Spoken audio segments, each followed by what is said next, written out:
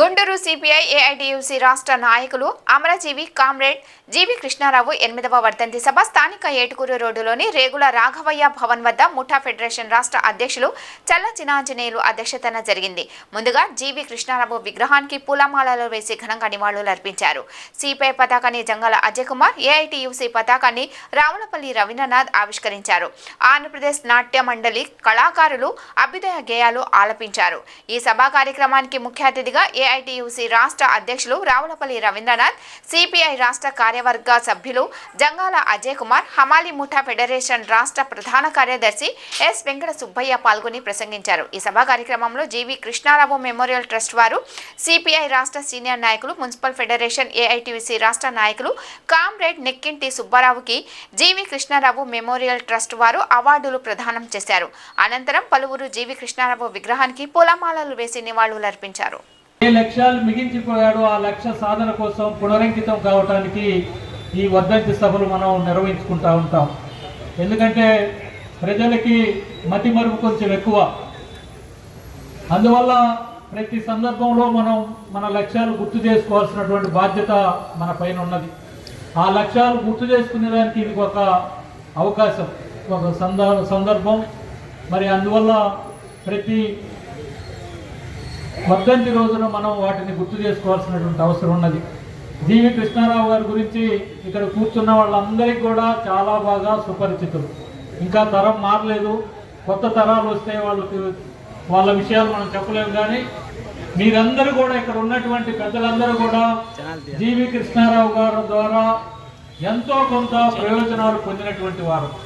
అవి వేతనాల రూపంలోనా, మన పని భద్రత విషయంలోనా, మన పనిలో కలుపుతున్నటువంటి ఆటంకాల్లోనా, వాటన్నిటినీ సవరించడంలోనా, ఏదో కారణం చేత ప్రతి కార్మికుడు జీవి కృష్ణారావు గారి ద్వారా లబ్ధి పొందినటువంటి వాళ్ళం.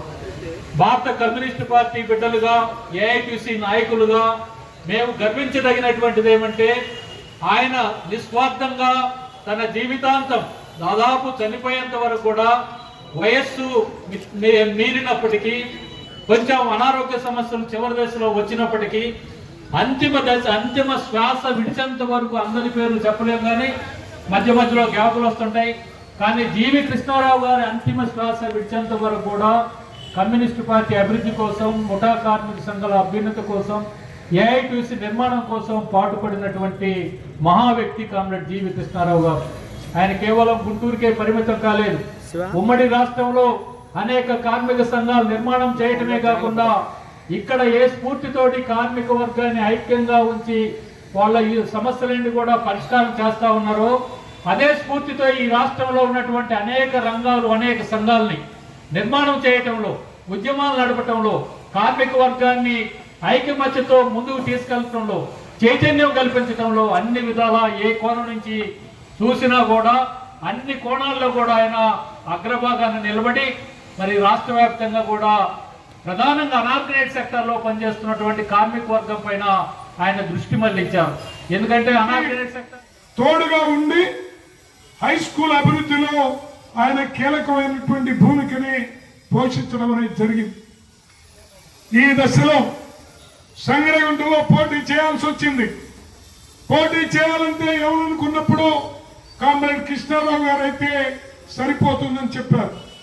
పార్టీ మీటింగ్ లో, కమిటీ మీటింగ్ లో నువ్వు రాజీనామా చేసి పార్టీ కోసం పోటీ చేయాలని కనపర్తి నాగి గారు, లింగం గారు వీళ్ళంతా చెబితే తన కుటుంబ ఆర్థిక పరిస్థితి దారుణంగా ఉన్న ఉద్యోగాన్ని తృణప్రాయంగా వదిలేసి ఎన్నికల్లో పోటీ చేసి అపర కుబేరుడు పైన విజయం సాధించినటువంటి ఆదర్శ కమ్యూనిస్టు కామ్రేడ్ జీవి కృష్ణారావు. ఆనాటి నుంచి ఆయన కార్మిక నాయకుడిగా,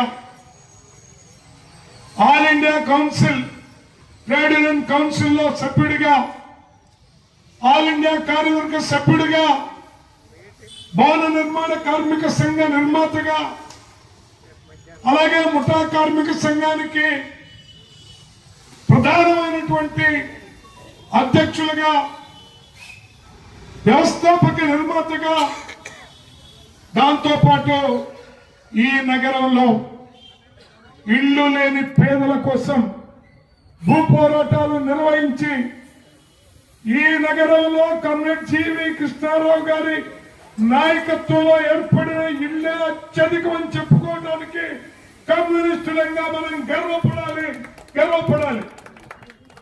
సంజయ్ నగర్ గాని, శారదా కాలనీ గాని, నల్లజరువు గాని, డిఎస్ నగర్ గాని, శివరాం నగర్ గాని, పాతగుంటూరు గాని, ఏటెగ్గరారం గాని, అలాగే ఆ చివరి ఉన్నటువంటి మంగళదాస్ నగర్ గాని, ఒక్కటేమిటి నగరంలో కామ్రేడ్ జీవి కృష్ణారావు గారు లేకుండా జరిగినటువంటి ఆ రోజుల్లో భూపోరాటం అంటే కామ్రేడ్ జీవి కృష్ణారావు గారి ద్వారానే నిర్వహించడం అనేది జరిగింది.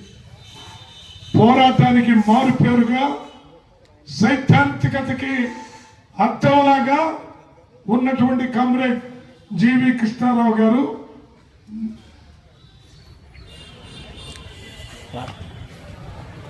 కార్యదర్శిగా, జిల్లా పార్టీ కార్యదర్శిగా, రాష్ట్ర కార్యవర్గ సభ్యుడిగా అనేక పర్యాయాలు పనిచేయడం అనేది జరిగింది. ఆయన జిల్లా కార్యదర్శిగా ఉన్నప్పుడే మేమంతా విద్యార్థి యువజన సంఘాల్లోకి వచ్చి యాక్టివ్గా పనిచేసేటటువంటి క్రమం స్టార్ట్ అయింది. ఆయన ఎంత మానవత్వంతో ఉండేవాడంటే, ఎవరైనా కామ్రేడ్ హాస్పిటల్లో కనుక ఉంటే ఖాళీ ఉన్న ప్రతిసారి, అవసరమైతే ఇంటికి వచ్చేటప్పుడు ఒకసారి, తర్వాత రాత్రిపూట పార్టీ ఆఫీస్ నుంచి ఇంటికి వెళ్ళేటప్పుడు ఇంకోసారి వచ్చి పలకరించి డాక్టర్తో మాట్లాడి వెళ్ళేటటువంటి వాడు. నా మటుకు నేను యాక్సిడెంట్ అయి లక్ష్మణ హాస్పిటల్లో ఉన్నప్పుడు రోజు ఒక్కసారి ఖచ్చితంగా ఆయన అప్పుడు రాష్ట్ర కార్యవర్గ సభ్యుడిగా ఉన్నారు, నేను నగర కార్యదర్శిగా ఉన్నా. ప్రతిరోజు ఒకసారి వచ్చి కనిపించి నాతో కాసేపు కూర్చొని ధైర్యం చెప్పి వెళ్ళేటటువంటి మహానాయకుడు కమ్రేడ్ జీవి కృష్ణారావు గారు. అలానే వీటన్నిటితో పాటు కార్మిక నాయకులు చాలా మందిని చూశాం. బస్తీ మే సవాల్ అనే నాయకులు చాలా మందిని చూశాం. కానీ జీవి కృష్ణారావు గారు సమస్య పరిష్కారం అవటం కోసం తన ప్రయత్నం ఉండేది తప్ప, ప్లేడర్ పక్షిలా కూశాడు, కేసు పోయింది అన్నట్టుగా ఉండేది కాదు. ఓనర్లని, వర్కర్లని కూర్చోబెట్టి ఆ సమస్యని వాళ్ళకి వీళ్ళకి అనుసంధానం చేసి రోజుకి 2-3 సార్లు అవసరమైతే కూర్చొని సమస్య పరిష్కారం చేసేటటువంటి, వెళ్తూ ఓనర్లు హ్యాపీగా వెళ్ళేవాళ్ళు, వర్కర్లు కూడా అంతకంటే హ్యాపీగా వెళ్ళేటటువంటి పరిస్థితి కమ్రేడ్ జీవి కృష్ణారావు గారు చేసేవాళ్ళు. అందుకని కమ్రేడ్ జీవి కృష్ణారావు గారి జీవితం ఆదర్శం, జీవి కృష్ణారావు గారి సిద్ధాంతం ఆదర్శం. ఏ రంగంలో ఉన్నాడో ఆ రంగాన్ని ఆచరణలో చూపించినటువంటి వ్యక్తిగా ఆ కామ్రేడ్ని ఈ 8వ వర్ధంతి సందర్భంగా ప్రతిజ్ఞ బోధాల్సిన అవసరం ఉందని తెలియజేస్తూ సెలవు తీసుకుంటాం.